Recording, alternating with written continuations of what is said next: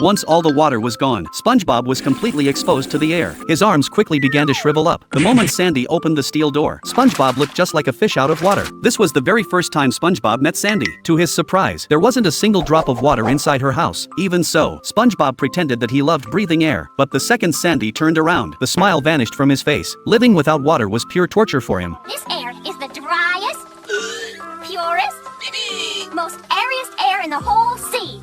Oh, over there's my bird bath. While Sandy wasn't looking, SpongeBob immediately ran over to a bird bath to soak up some water.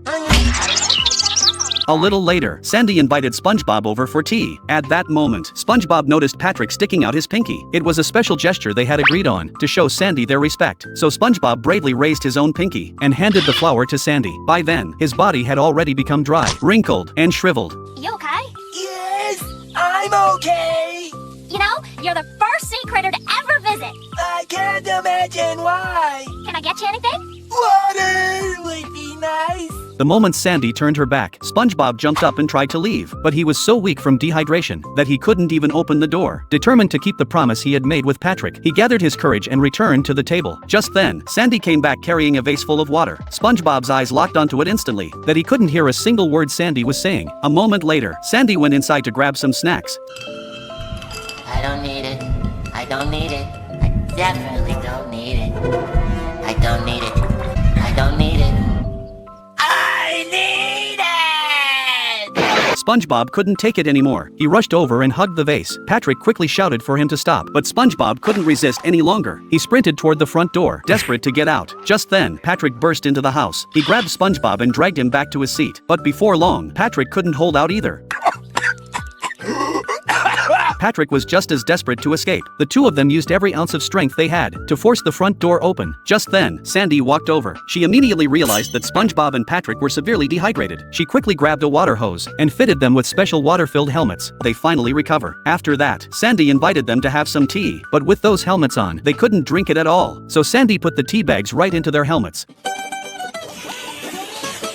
SpongeBob has actually become a doctor. He pulled every bone out of a patient with a broken leg. Then he forcefully stuffed an entire fish skeleton into the patient's body. To everyone's surprise, the patient made a full recovery. One day, SpongeBob volunteered at the hospital. A nurse handed him a hospital uniform, but he didn't like the stripes on it, so he simply ate them all. Without the stripes, he looked exactly like a real doctor. The doctors immediately took him on their rounds. The first patient had a terrible sore throat. The two doctors were discussing whether he needed a tracheotomy. SpongeBob said there was no need for surgery. He reached straight into the catfish's mouth and started feeling around. SpongeBob tasted it and instantly figured out the problem. He asked one of the doctors to bring him a chicken that could lay eggs. Then he plucked a feather. He used it to tickle the catfish's foot. The catfish couldn't hold back a huge sneeze. A giant ring of keys shot right out of his throat. The real problem was that the keys had been stuck there all along. To finish the treatment, SpongeBob prescribed a Krabby Patty. The next patient was Mrs. Puff. Her body kept inflating uncontrollably. She had to stay inside a giant metal tank for treatment. Without saying a word, SpongeBob jumped onto the machine. He immediately started pulling the control levers. The next second, Mrs. Puff blasted out of control. Miraculously, she suddenly felt completely normal again. The two doctors were amazed by SpongeBob's skills. They decided to let him perform the hospital's most difficult plastic surgery. Meanwhile, Squidward was enjoying a relaxing massage before the operation. SpongeBob walked into the operating room wearing surgical scrubs. Squidward was completely stunned. Before he could even object, the anesthesia kicked in. He passed out instantly. Next came the surgical tools. Being a fry cook, SpongeBob didn't hesitate for a second. He grabbed his favorite spatula. He spun it around with incredible confidence. The doctors all gave him a thumbs up. The operation officially began. Squidward's organs and ink flew everywhere. SpongeBob kept apologizing the whole time, but his hands never stopped moving. He even managed to make a plate of octopus sashimi along the way. Then he grabbed a giant saw and started cutting. By the end, only Squidward's head was left. Yet somehow, his nose hadn't been touched. SpongeBob had no choice but to start over. He somehow ended up making a hamburger instead. The doctors burst into applause. Then SpongeBob discovered something stuck inside Squidward's nose. He gave it a hard pull. Out came a doctor's notebook that had been left behind. SpongeBob was sweating buckets. The nurse tore off a piece of her own sponge body and used it to wipe his sweat away.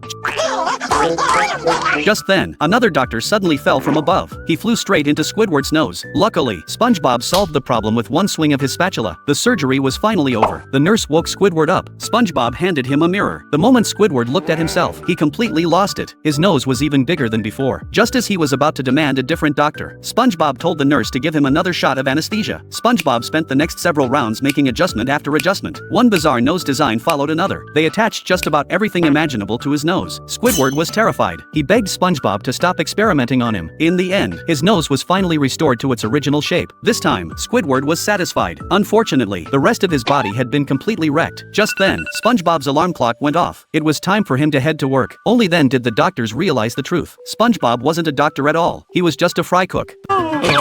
Squidward suddenly discovered that he was completely outmatched by SpongeBob at gardening. In order to win the gardening competition and earn the luxury vacation in the Mediterranean he had always dreamed of, returning home, he took out a bag of weed seeds. Then he secretly scattered them all over SpongeBob's garden. But surprisingly, the weeds also grew beautiful flowers. Squidward suspected he had picked up the wrong seeds, so he took the remaining seeds and planted them in his own garden. This time, the weeds grew everywhere instantly. They destroyed all of his flowers. Squidward became furious. He immediately flew an airplane and sprayed pesticide over SpongeBob's garden. The beautiful flowers withered in seconds, but in the blink of an eye, they bloomed again, and they grew even stronger than before. Just entire garden was destroyed in an instant. With the competition about to begin, desperate, he decided to ask SpongeBob for help. SpongeBob agreed without hesitation. Then he seriously began teaching Squidward how to grow flowers. He said the first step was making every seed feel loved. After gently touching the seeds, he buried them in the soil, but Squidward only looked annoyed. He immediately pulled out a growth spray, then sprayed it all over the ground. He even accidentally sprayed himself. SpongeBob quickly tried to stop him. Then he continued spraying the growth spray while gently kissing the flowers. At that moment, the judges arrived. After visiting SpongeBob's garden, they unanimously decided to give him first place. But SpongeBob said, "The truly greatest garden is right next door." So the judges went to Squidward's garden. The moment they saw it, everyone was completely stunned, because Squidward had actually turned into a giant tree.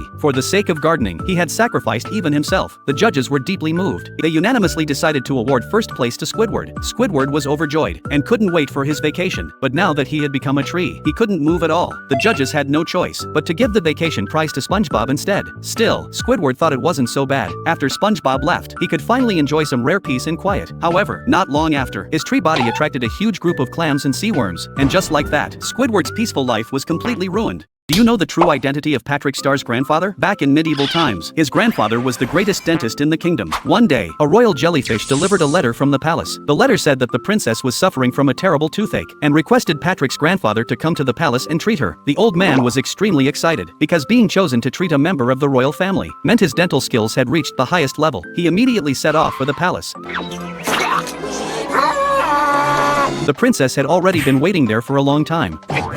But the one suffering from the toothache was not the princess at all. It was her fire-breathing pet dragon. Patrick's grandfather's donkey was so terrified by the sight that it immediately ran away. Although the old man was also scared, he didn't want to disappoint the princess, so he gathered his courage and walked straight into the dragon's mouth. The next second, he pulled out a hammer and started tapping one of the dragon's teeth. But the dragon didn't feel anything, so the old man continued using the hammer to carefully examine its teeth. Suddenly, he discovered a soldier wearing armor. It turned out that the soldier and another companion had been trapped between the dragon's teeth for an entire 100 years. Following the soldier's directions, the old man made his way to the other side of the dragon's tongue. There, he discovered that one of the teeth was home to a group of bats.